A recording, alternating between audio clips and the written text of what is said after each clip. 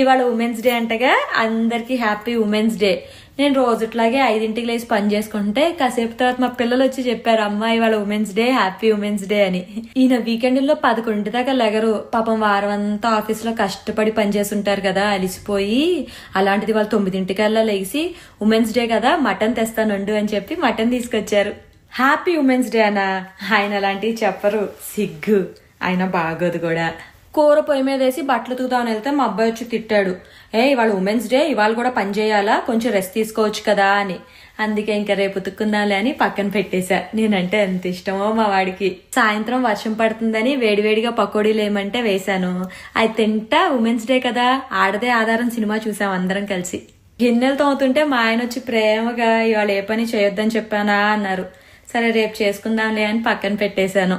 అంట్లు కూడా తోమనేలేదు నన్ను. సాయంత్రం ఏమో నేను మా ఫ్రెండ్ లక్ష్మి సరదాగా డిమార్ట్ దాకా